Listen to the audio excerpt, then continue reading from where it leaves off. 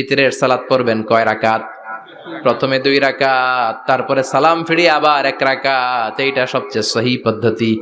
আবার মাঝে মাঝে বিশ্বনবী 3 রাকাত একসাথে পড়তেন, বসতেন শুধু শেষ বৈঠকে, এটাও ঠিক আছে। আবার আমরা যেটা পড়ি বাংলাদেশে, এটারও দলিল আছে, তবে আম দলিল, এটার খাস দলিল নাই, স্পেসিফিক দলিল নাই। বিশ্বনবী বলেছেন তোমরা বিতরের নামাজকে মাগরিবের নামাজ থেকে আলাদা করে পড়ো। আমরা সেটাও করি, কারণ মাগরিবের নামাজে আমরা 3 রাকাতের পরে এরকম আল্লাহু আকবার বলে হাত উঠাই, তো আলাদা হয়েছে না? আবার আমরা আল্লাহুম্মা ইন্না নাস্তাইনুকা পড়ি, এটা কি মাগরিবের নামাজে পড়ি নাকি? তাহলে পার্থক্য আছে না নাই? তবে প্রথম 2টা বেশি শক্তিশালী। রাতে 2 করে নামাজ পড়বেন, সব শেষে আপনি 1 রাকাত পড়বেন। বিষ্ণু বলেছেন ইজআলু আখিরা সালাতিকুম ফিল লাইলি বিতরা, তোমরা রাতের শেষ নামাজটারে ভিতরের নামাজ বানিয়ে দিও। সুবহানাল্লাহ পড়েন। এই জন্য